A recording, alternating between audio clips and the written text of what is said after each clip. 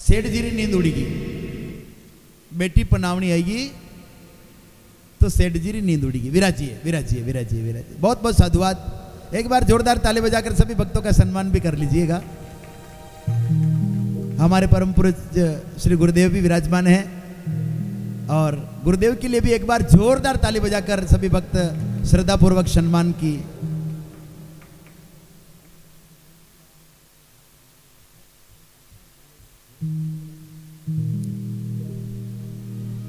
सेठ जी री नींद उड़ गई, कलावती री व्यवहार ली चिंता भी गई और दूता ने भेजा योग्य वर री खोज में। पहला राजा लोगारे ब्राह्मण जाता संबंध तय करवा, सेठ साहूकार वेता वनारे दूत मुनीम जाता। आजकल रो समय बदली गयो, आजकल न तो ब्राह्मण जावे न मुनीम जावे, आजकल खुद सोरो जावे हगे तय करवा बोझा। वो खुद सब डिसीजन वंडा ऊपर रहे है ना। वो हाँ करे तो आगे काम चाले, छोरी मना कर दे तो भी काम नहीं चाले, छोरो मना कर दे तो भी काम नहीं चाले। पहला ब्राह्मण तय करी आवता जो सर्वमान्य हो, सेठ साहूकार रे मुनीम दूत तय करी आवता जो सही हो। असो एक शेरो सोरो गांव में छोरी देखवा गयो। अब माँ बाप जावे तो पूरी तहकीकात करे है। अब अध घड़ी में वो कई पूछ ले। अबे वनी छोरी ने पहलो प्रश्न पूछो जाता ही कि तने मेहंदी बनावता आवे? छोरी क्यों हाँ बना लो। और कई प्रश्न पूछला। दूसरो प्रश्न पूछो तने मिष्ठान मिठाया बनावता आवे? छोरी क्यों हाँ गांव में जैसी लापसी पूड़ी हलवो पूड़ी खीर पूड़ी मारी भाई बनावे मम्मी बनावे सो बना लू। अब तीसरो प्रश्न फिर पूछो तने नृत्य करता आवे? नृत्य? छोरी विचार की तो शहर में आयो हूँ सारी लगे रो देखा है, मैं भी डबल एम ए किदी सीखी। अबे छोरी बोली तने तबला बजावता आवे? छोरे क्यों मैं तबला क्यों बजाऊं? तो छोरी क्यों मु नासू लजना तबला थारा भाई जी बजावेला जा पन्नो पे तो एक दाड़ तबला ही की ना। छोरियां भी आजकल रे होशियार है, छोरियां भी कम नहीं है मारा। असो एक बेटी रो पिता संबंध करवा गयो पण छोरा रा भाई जी छोरा रा पिताजी थोड़ा बोला वने क्यों देखो वैसा आप री बेटी रो संबंध तो तय करवाया हो पण मारे कवर साहब में 2 कमी है, मारे छोरा में 2 कमी है, मैं पहल बता दूं फसे आप राड करोला बताओ कई कमी। तो छोरा रो बाप बोलियो यो मारो छोरो खादा टाल कई काम नहीं करे क्यों कई बात नहीं। दूसरी बात पन्ने दोलान पसे काला व्याव करे दी दो और पचे छोरी रे बाप पूछो कहो वे जी आप पामणारी कंवर साहब री एक कमी तो बताई दीदी कि खादा टाल कई काम नहीं करे पण दूसरी नहीं बताई। तो छोरा रा बाप बोलियो यो खादा केड़े कई नहीं करे। तो ध्यान रखना खादा केड़े कई नहीं करे, असर लारे संबंध नहीं करना छोरी रो है ना। तो योग्य वर देखना, छोरा छोरी रा नामा जोड़ा मलावना पण छोरा री मारा यानी विंदनी रा हाउजी रा नामा जोड़ा भी मले लेना कि हाउजी भला है कि नहीं, सत्संग में जागनी, मंदिर जागनी, यात्रा जागनी, मोहल्ला में घनी राड़ झगड़ा तो नहीं करे है। तो सासू जी रा नामा जोड़ा भी मले लेना पैसे संबंध करनो। तो दूत गए योग्य वर की खोज करके आए जो कुलवान है, जो गुणवान है, जो रूपवान है, जो धनवान है, सर्वगुण संपन्न है। ये वैदिक परंपरा थी। सबसे पहले खानदान देखी जाती थी कि खानदान कैसी है, फिर लड़के का गुण देखा जाता था, तीसरे नंबर पर उसका रूप आता था और चौथे नंबर पर उसका धन आता था। पर आजकल हमने बिल्कुल उल्टा कर दिया है। सबसे पहले हम देखते हैं धन कतरो है, गाड़ियां कसी है घर में, ऐसा लागी रखनी है ना। धन को पहले नंबर पर ले आए और खानदान को चौथे नंबर पर ले आए। तब से ये विडंबनाएं होने लगी महाराज। तो कलावती के लिए योग्य वर की खोज की जो कुलवान है, गुणवान है, रूपवान है और धनवान है। धूमधाम से बारात आई, विवाह संपन्न हुआ। सेठ जी ने विचार किया छोरी हारे पर जाला तो घर पासो खाली भी जाला, कहीं न कहीं उपाय करा। अगर छोरा ने घर जमाई राखी ला तो 250 ही घर में रीजा ने छोरी घर में रीजा ने काम करवा वालों एक भोगड़ में हाथे लगी तो लड़के को घर जमाई रख लिया। विवाह संपन्न हुआ। लीलावती ने प्रार्थना की महाराज अब तो भगवान की कथा करवाई लो, सब काम बढ़िया भी गयो। तो सेठ जी आज बिल्कुल मुकर गए।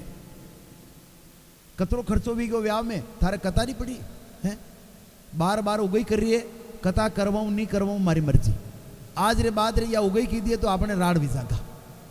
सेठ जी मुकर गए पर भगवान नाराज हो गए। ऐसे छल का फल तुझे मिले घोर संताप, श्राप दे दिया।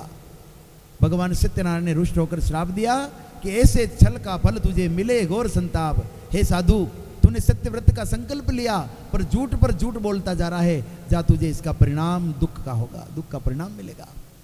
सेठ जी का व्यापार चौपट होने लगा। विचार किया अनेक प्रकार हूँ व्यापार करला, तो एक दिन दिवालिया में गणती आई जगह, तो जमई जी ने लारेली ने राजा चंद्र केतुरी नगरी में व्यापार करवा निकला। वटे धर्मशाला में हुए तो किरायो लागी था, अतरा कंजूस बाने सोतरी पर हुई गया। उधर राज खजाने में चोरों ने चोरी करी, धन की गांठें लेकर चोर रवाना होने लगे कि सिपाहियों ने देख लिया, चोर भागे। सुसरा जमई जहां पर सो रहे थे, धन की गांठें वहां फेंक दी, चोर तो भाग गए।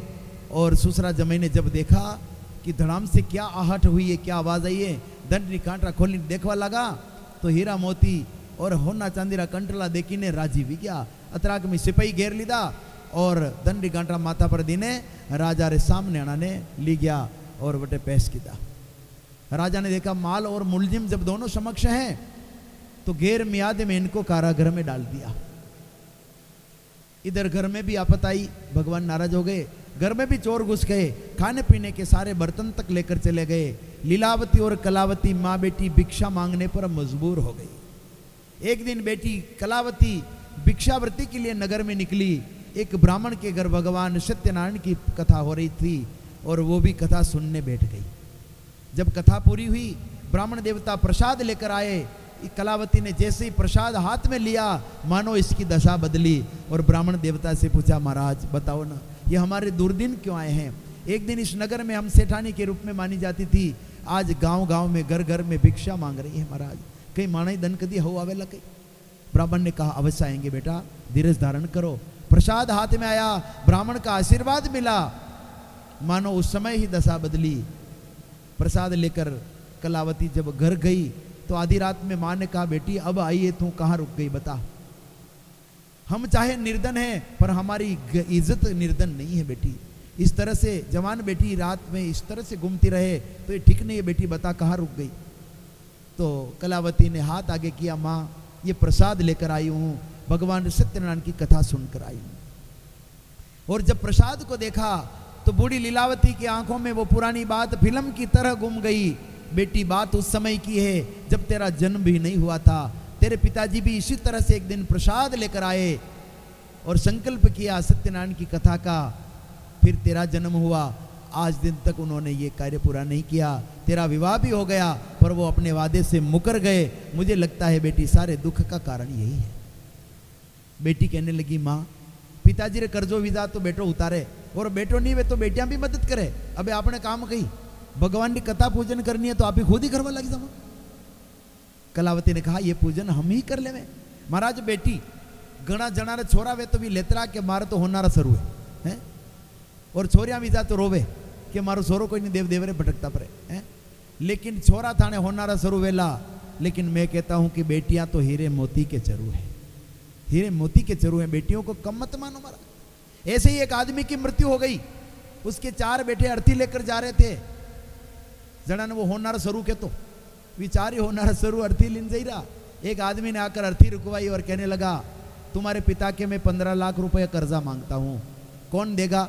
पहले ये तय करो फिर आगे जाने दूं। तो छोरा बोलिया, थाने तेरी लिखा पड़ी है गई? उस व्यक्ति ने कहा है, इसीलिए तो आया हूं। तो वना छोरा अर्थी नीचे उतार दी थी और क्यों मारा भाई जी ने अटी पड़िया रहवा दो, मीन नहीं दी सका 15 लाख रुपया, भले मती बढ़वा दो। अब ये खबर घर तक पहुंची जहां पर बेटियां क्रंदन पुकार कर रही थी और बेटी को पता लगा कि कोई आदमी आया है जो तुम्हारे पिता के 15 लाख रुपए कर्जा मांगता है, उसने अर्थी रुकवा दी है। ये बात सुनते ही बेटी ने कुछ गहने पहन रखे थे, कुछ रकमा पेरी रखी, तुरंत खोली, एक गांठड़ी में बांधी और दौड़ती सी की बटे पहुंची। और वही आदमी ने जैन कहवा लगी, बहू जी आप अनिदान आया हो तो निश्चित रूप हमारा बापू रुपया मांगता बोला, लेकिन ये कुछ गहने तो आप अभी रख लो। आप 15 लाख मांगते होंगे या 20 लाख भी मांगते होंगे, सब पैसे देने की जिम्मेदार मैं हूं। अभी ये कुछ गहने हैं जो आप रख लो, 2-3 महीने में मैं सारा कर्जा मैं चुकाऊंगी। पर मेरे पिता की अंतिम यात्रा है, आप मत रोको, जाने दो। बेटी के ऐसे वचन सुने तो वो आदमी कहने लगा, बेटी दरअसल बात यह है कि मुँह थारा बापू रे 15 लाख नहीं मांगू, थारा बापू मारे 15 लाख रुपया मांगता, जो मैं विचार की दो असली वारिस कौन है तने दिया। पण सोरा तो मैं देखी लेदा, ये होनारा जरूर तो गिलटरा जरूर बनी गया, पर असली वारिस तो तू है बेटा। तो बेटियां बेटों से कभी कम नहीं होती महाराज, वो दो कुल को पवित्र करती है, वो ससुराल पक्ष को भी तारती है और पीहर पक्ष का नाम भी गौरवान्वित करती है। इसलिए बेटियां कम नहीं है महाराज, बेटियां अमोलक निधि है, बेटियां हीरे मोती के गढ़े हैं। कलावती कहने लगी, माँ अबे अपने काम के भगवान नु पूजन करनो है तो आप ही करवा लगी जावा। कंडा घणू तस्वीर मांगी लई, कटू 2-4 केला मांगी लई, केला रा पत्ता लई, भगवान की तस्वीर विराजमान की दी और पूजन करनो तो जाने नहीं। तस्वीर राह में बीने रोवा लगी, आंखारा आंसू पड़वा लगा और भगवान नु प्रार्थना करवा लगी, प्रभु मैं तो माजन री बेटिया, हाँ मन खबर ही कोई नहीं पूजन कतरे करे, पर मैं खाली आप राह में रोई सका, निवेदन कर सका प्रभु, अन्य पूजन रूप में स्वीकार कर लीजो। और जब इस प्रकार से अधीर होकर लीलावती और कलावती घंटों घंटों तक तस्वीर के सामने बैठकर रोने लगी, तो भगवान का सत्यलोक में सिंहासन डोला। राजा चंद्रकेतु को स्वप्न दिया, राजन तुम्हारी कारागृह में सुसरा जमई नाम के जो कैदी है ना, वो तुम्हारे घर के चोर नहीं है, वो मेरे घर के चोर हैं। प्रातःकाल होते ही जितना धन लिया उसे अत्यधिक देकर उनको विदा कर देना, अन्यथा तेरा राजपाट ही उलट दूंगा। और राजा यो अपनो देखी ने भयभीत भी गया। प्रातःकाल डबल धन दीने सुसरा जमई ने विदा किया। अटे तीसरो अध्याय पूरो वे और अतरो धन मली गयो। अधिक द्रव्य जब मिल गया तो फूल उठे सब अंगरामा,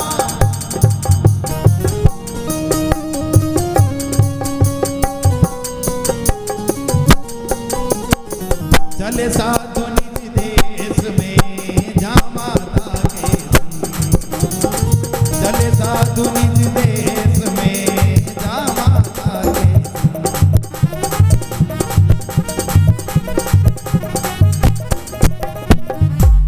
अत्रो धन मिल गयो अनायास, तो बरसाती नदी की भांति इतराते हुए जा रहे हैं। अधिक द्रव्य जब मिल गया तो फूल उठे सब अंग। बरसाती नदी कैसे इतराती है कि वर्षा में नदियां किनारा छोड़ देवे। तुलसीदास जी ने लिखा है, जिमि थोरे धन खल इतराई है।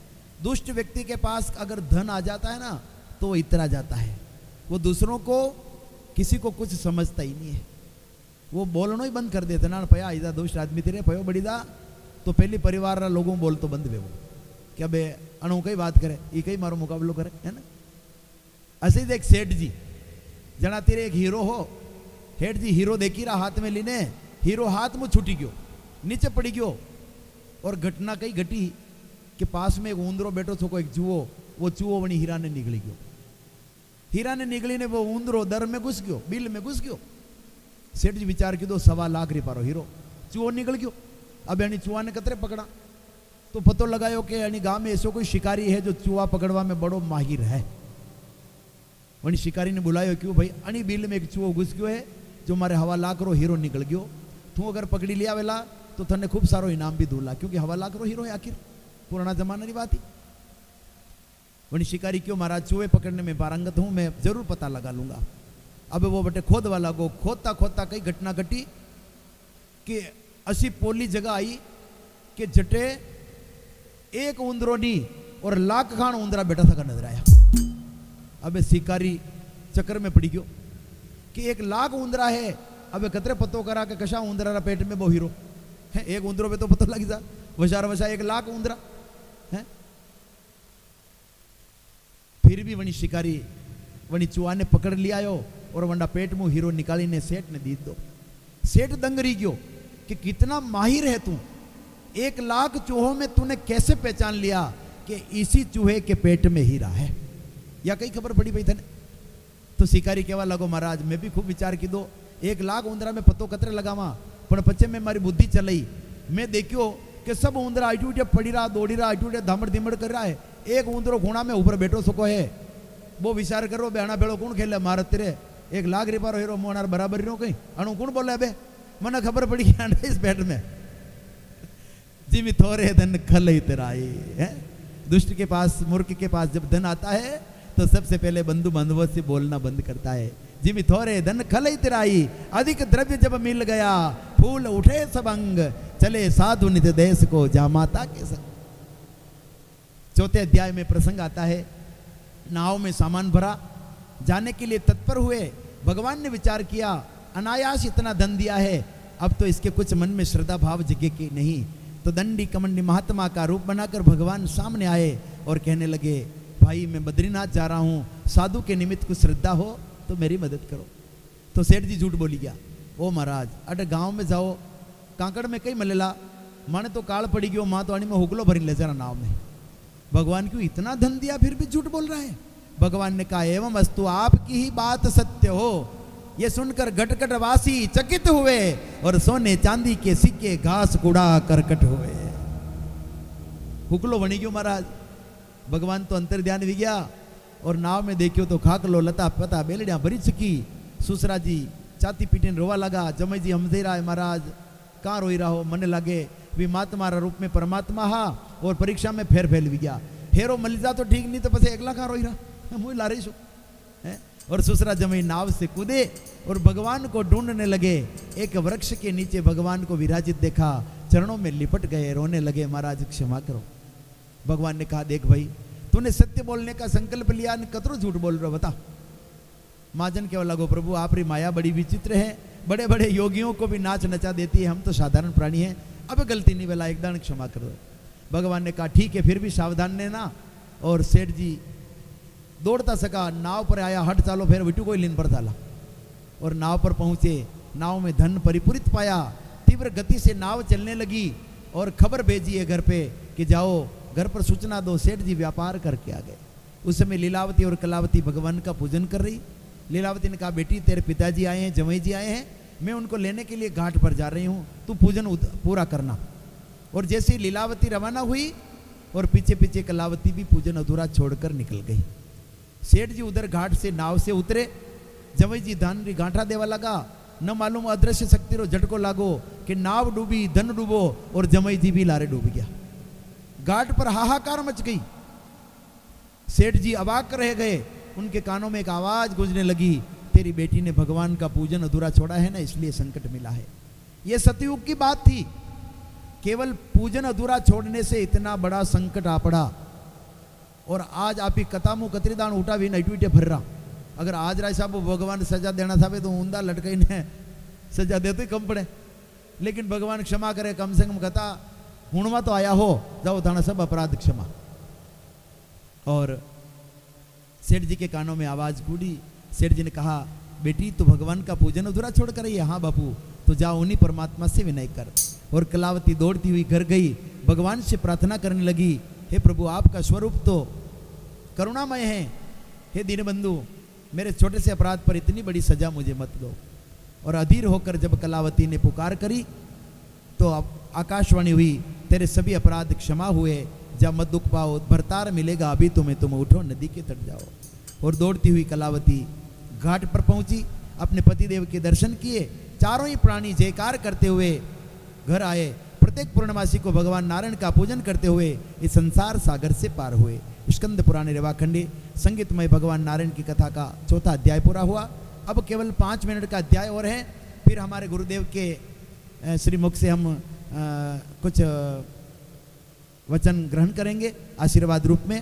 एक छोटा सा अध्याय और है 5 मिनट का, उसमें आता है प्रसाद का तिरस्कार करने से तुंगध्वज नाम के राजा को कितना संकट झेलना पड़ा।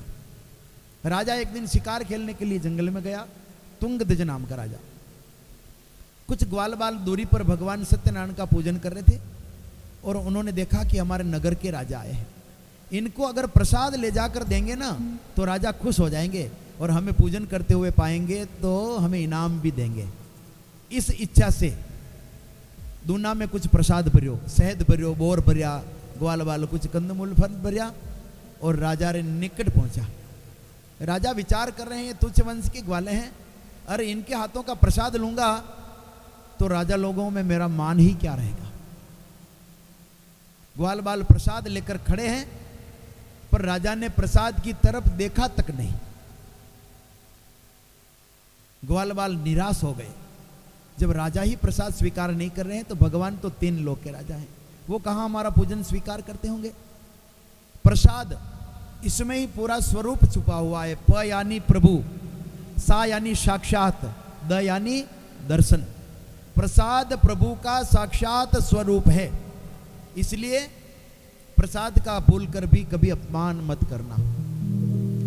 वर्तरे दिन भी शिव पुराण में लिख रहा क्यों है कि आप रे उपवास है और कोई प्रसाद लेना आई गयो तो आप प्रसाद जिम लीजो, आप रो व्रत नहीं भागेला, शिव पुराण में लिखवा है।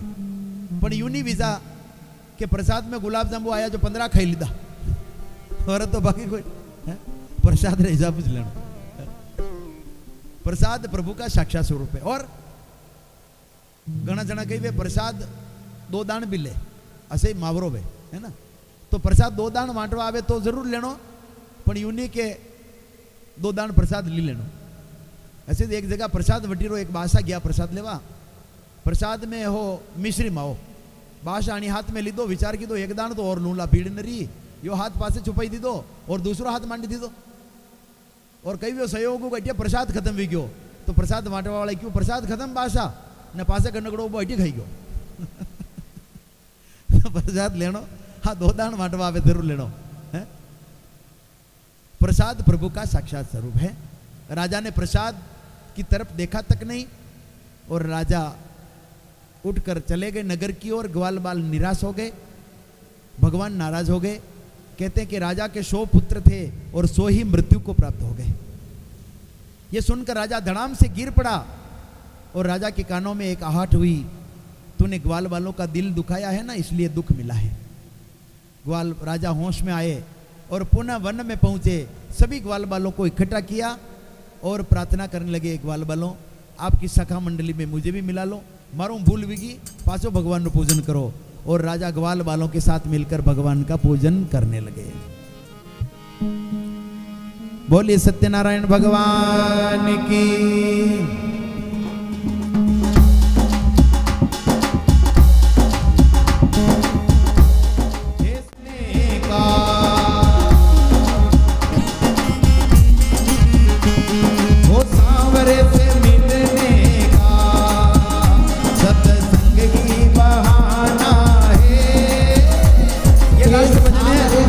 नाचने की इच्छा हो तो जरूर नृत्य करें। सत्संग का बहाना है।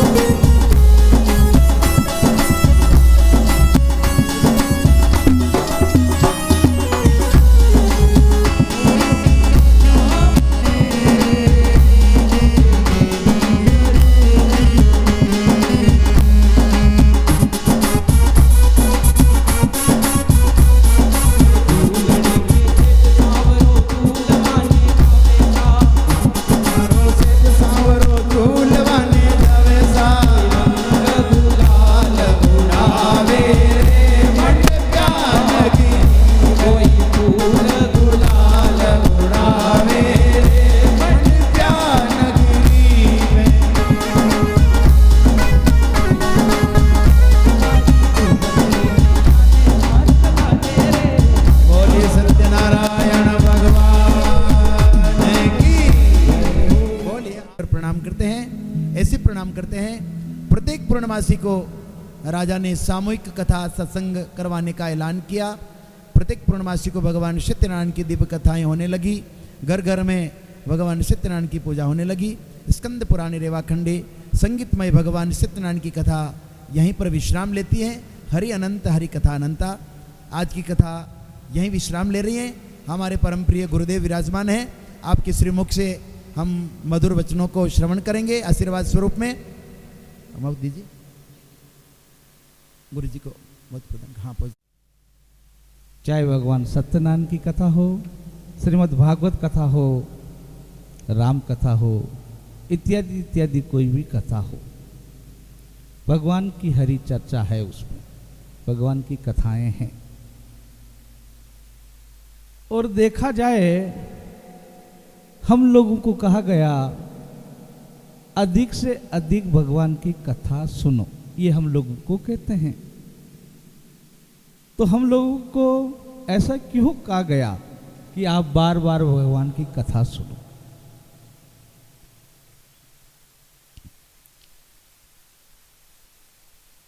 माना कि इस आजना ग्राम का कोई व्यक्ति यहां से कहीं दूर किसी कार्य को करने चला जाए। वैसे तो सभी ग्राम आजना उसी का है, परंतु जब वापस वो लौटें तो इतने बड़े गांव में भी वो अपने घर में ही जाके विश्राम करेगा, यानी अपने घर में ही जाएगा। उसने मान लिया कि इतने बड़े ग्राम में अमुक मेरा घर है, यानी ये मेरा घर है, और वही वहीं जाके जो है अंदर घुसता है या वहीं जाके विश्राम करता है। तो ये जीव जो है हमारा, ये अनेक योनियों में इधर उधर घूमता रहता है, परंतु इस जीव का जो असली घर है या इस जीव का जो असली संबंध है, आत्मा का जो असली संबंध है, वो परमात्मा है।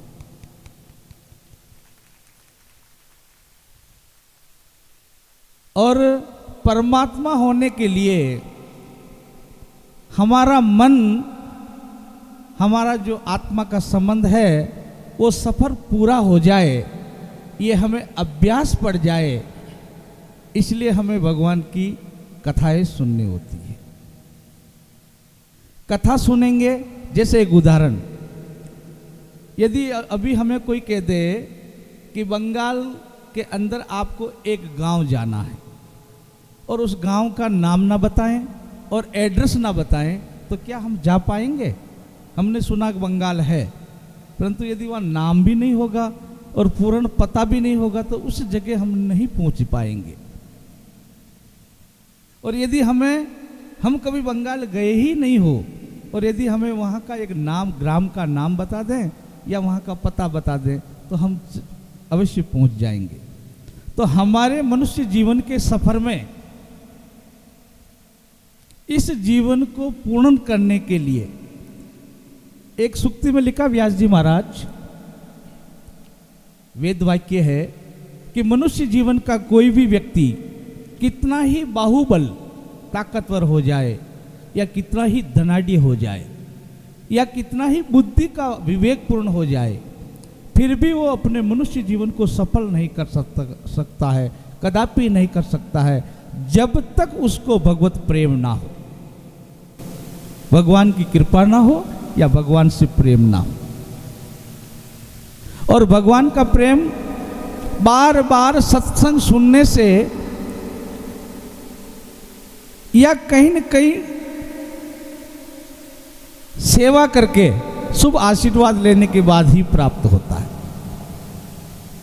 यदि हमें बड़े बुजुर्गों का आशीर्वाद रहेगा तो हमें शुभ मार्ग मिलेगा और उस मार्ग में हम अवश्य सत्संग सुनेंगे और उस जो अपनी मंजिल तक पहुंच पाएंगे। अभी हम लोग जो जितने भी मनुष्य हैं, अब तक जो हमने जीवन जिया है, सभी ने जिया है, मैंने, आपने, सबने जिया है। जब भी हमारे जीवन जीने के लिए अनेक प्रकार की जो कठिनाइयाँ आती हैं और उस कठिनाई का हम सामना भी सभी करते हैं, परंतु सहज उपाय मैं आपको बताता हूं। सिर्फ आपको भरोसा हो, मैं आपको बताता हूं। यदि आपने अपने जीवन के अंदर भगवत नाम धारण कर लिया, यानी भगवान का नाम धारण कर लिया, तो कितनी बड़ी कठिनाई क्यों नहीं हो, वो सरल हो जाएगी, सहज हो जाएगी। परंतु कब होगा? आपने भगवान का नाम धारण कर लिया तो, यानी कि आप निरंतर हमेशा यदि भगवान का जो है नाम का जाप करते हैं, कलयुग केवल नाम आधारा और सुमर सुमर नर उतरही पारा। कलयुग में जो है ना भगवान का नाम ही एक आधार है। अब देखिए यहाँ बैठे हुए हम सभी लोग बहुत कुछ करते हैं, सभी लोग कुछ कुछ तो करते ही हैं। वो सब कुछ करना हमको सहज लगता है, परंतु जो है इस मुख पे जो है भगवान का नाम लेना कठिन लगता ना। अब वो क्यों लगता कठिन, उसका मैं उपाय बताऊं। हम लोगों ने क्या है, एक अभ्यास नहीं बनाया। क्या नहीं बनाया? अगर हम धीरे धीरे जो ये जड़ता ही तो है, इसलिए हम नहीं ले पा रहे हैं। हम तो आए तो इसीलिए थे भगवत नाम लेने। वैसे आपको बता दें, आपका बहुत बड़ा काम नहीं है यहाँ आने का। आज कथा में हमने सुना है ना, व्यास जी कह रहे थे ना कि जो है बाकी कार्य मनुष्य के अलावा जीव जंतु भी करते हैं। नींद लेते हैं, वो भोजन कर लेते हैं, है ना, और ब्रह्मा की सृष्टि को संचालन भी करते थे, बच्चे बच्ची वही जन्म देते। यदि मनुष्य का यदि मूलता में कोई कार्य है तो ईश्वर को भजन करना, भगवान का नाम लेना। क्या तो बताओ, हमको भगवान की नाम लेने में इतनी दूरियां क्यों हुई? हमने इतनी दूरियां क्यों की? क्योंकि हमें सत्संग नहीं मिला। समझे? ऐसा संग नहीं मिला, है ना। संगत से गुण आत हैं और संगत से गुण जात। ऐसा संग नहीं मिला, परंतु आज हमें संग मिला है इस राणावत परिवार के माध्यम से और व्यासपीठ के माध्यम से। जो सत्संग सुनने का जो अवसर मिला, तो आज बड़ा आनंद आ रहा है ना। और मैं तो भगवान से प्रार्थना करूं, इस पावन बस्ती में नित्य निरंतर ऐसे ही सत्संग चलते रहें, तो ये मन जो है भगवान की ओर चला जाएगा। बार बार अब जो है सत्संग मिलने से तो मन लगता है, ऐसा हमेशा ही भगवान बनाए। परंतु एक बात कहूँगा, जितना हम अनेक अपने जीवन में कार्य करते हैं ना, करते ही हैं, एक कार्य और धारण करें। और वो कैसे करें? अभी बार बार वो सत्यनारायण भगवान कथा में संकल्प वाली बात आ रही थी। तो ऐसा मन में बनाएं कि प्रातःकाल, सभी ध्यान दें कि प्रातःकाल में उठ के जब तक स्नान नहीं, देखो आप अपना काम सब अपोजिट है, उल्टा है ना। प्रातःकाल जब तक जो है मैं चाय नहीं पीऊंगा या नहीं पीऊंगी जब तक मैं स्नान नहीं कर लूंगी। अब तुमको चाय की लत पड़ गई, वैसे तो चाय नहीं पीना चाहिए, बाकी लत पड़ गई। अब चाय की लत को पूरी करने के लिए जो स्नान करना वो हो जाएगा आपको। आपने ऐसा बना लिया कि मुझे जब तक स्नान नहीं करेंगे जब तक चाय नहीं पीऊंगा या नहीं पीऊंगी। अब तुमको चाय पीना है तो स्नान जल्दी हो जाएगा। अब दूसरी बात में स्नान कर लिया तो दूसरी बात कुछ नाश्ता पानी करना या भोजन करना। अगर तुमने ऐसा मन बना लिया कि मैं जब तक जो है भगवान का कुछ नाम नहीं लूँगा या कुछ माला नहीं फेर लूँगा, पूजा अर्चना नहीं करूँगा, जब तक मैं भोजन नहीं करूँगा। अब आपको तो थोड़ी देर 7, 8, 9 जाते ही वो तो सिस्टम चालू हो गया भोजन का, अब भोजन करना है। परंतु तुम्हारा संकल्प ऐसा है कि मैं जब तक भगवान का कुछ नाम नहीं ले लूँगा, नहीं ले लूँगी, जब तक भोजन नहीं करूँगी, तो आपका नाम भी चालू हो जाएगा। ऐसा कुछ न कुछ तो करना पड़ेगा। वैसे तो नहीं हो रहा ना, वैसे तो क्या हो रहा है, और सब काम जल्दी हो रहे हैं और भगवान का नाम लेना देर हो रहा है। और कोई दिन हो रहा तो हो रहा, नहीं तो नहीं हो रहा, ना द्वारा तक चले जाएंगे, है ना, मगर उस दिन भूल जाएंगे। थोड़ा ऐसा मन में ऐसा भाव बनाओ कि थोड़ा मन का संकल्प बनाओ कि ऐसा हमें करना। और देखिए अभी जिस प्रकार किसान वर्ग के लोगों ने खेती बोई, यानी माना कि यूँ को सोचें कि गेहूं बोए हैं, 1 बीघा गेहूं बोए हैं और उन्होंने 1 बीघा में 1 मन 40 किलो गेहूं डाल दिए हैं।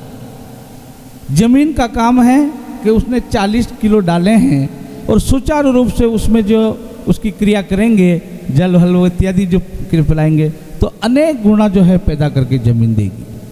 उसी प्रकार मनुष्य जीवन की खेती है ये भगवत नाम लेना। यदि हम लोग सब जो है भगवान का नाम लेंगे तो अनेक गुणा हमको फल मिलेगा। और देखो एक बात और बता दूं आपको, संसार का कोई भी प्राणी चाहे तन से दुखी, चाहे मन से दुखी, चाहे धन से दुखी, चाहे परिवार से दुखी, उस दुख का वो कोई उपाय ही नहीं कर सकता है। यदि उसको उपाय करना है अपने जीवन में तो एक ही उपाय है कि अपने हृदय के अंदर भगवत नाम धारण कर लो, भगवान का नाम धारण कर लो, सभी दुख दूर हो जाएंगे और उसके आनंद ही आनंद हो जाएगा। भगवान का नाम धारण करना यानी राम जी का नाम लेना, सीधा अर्थ है राम जी का नाम लेना। सभी ऐसा प्रयास करें, ऐसा संकल्प लें, ऐसा जो है अभ्यास बनाएं कि अधिक से अधिक जो हम सभी लोग भगवान का नाम ले पाएं। इसी के साथ जो है समय के देखते हुए मैं अपनी वाणी को विश्राम करूं, परंतु इस पावन भगवत कथा में पधारे हुए सभी भक्त प्रेमी भक्त लोगों का राणावत परिवार की ओर से हार्दिक अभिनंदन, शिव स्वागतम। अभी हम सब लोग भोग लगाते हुए भगवान की आरती करेंगे और सभी पधारे हुए लोग कल ठीक 10 बजे बाबूजी की वहाँ धर्मशाला में जो भोजन प्रसादी है आप सभी पधारें। आपका जो है सबको पधारना है। कल के जो है ठीक 10 बजे प्रातःकाल की जो है भोजन प्रसादी है, तो आप सभी पधारें। इस राणावत परिवार की ओर से आपके सभी लोगों के से विनय है, जब भी कभी ऐसा शुभ अवसर इस परिवार को मिले और आपको याद किया जाए, आप सबका पधारना इस परिवार की शोभा है। आप शुभ आशीर्वाद दें इस परिवार को और इस परिवार की शोभा बढ़ाएं। जय श्री राम। श्री राम। जय हो।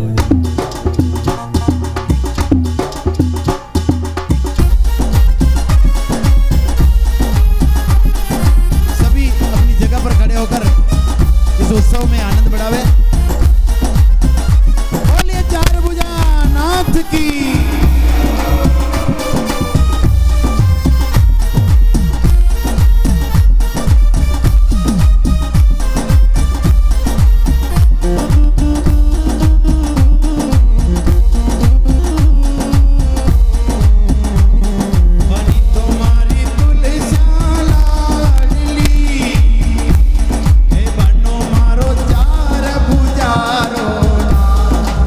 तुम्हारी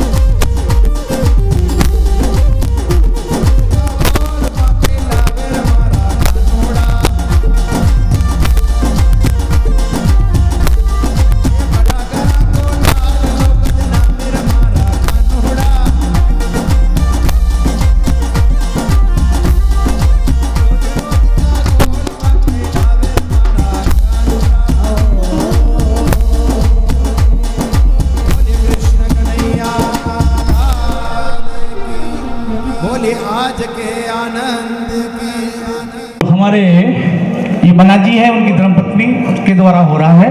और आज है विजया एकादशी। वैसे विजय एकादशी की कथा आज दिन में हो गई थी। मैं सूक्ष्म में आपको बताऊं कि एकादशी, विजय एकादशी क्या है। विजय एकादशी की कथा में लिखा है कि विजय एकादशी क्या है। क्या ऐसा विजय एकादशी का व्रत किसी ने और भी किया है? भगवान कृष्ण कहते हैं कि ये एकादशी का जो व्रत है ये सभी कार्यों में मनोरथ पूर्ण करके विजय प्राप्त करने वाला है ना। गुरु बिन ज्ञान नहीं, गंगा जैसा तीर्थ नहीं, और एकादशी जैसा व्रत नहीं। व्रतों का राजा एकादशी है। आज विजया एकादशी है। ये सभी मनोरथ पूर्ण करके विजय को प्राप्त करने वाला है। और ये व्रत और भी किसी ने किया है क्या? यानी कि राणावत परिवार ने आज किया, आप सब लोग करते हैं।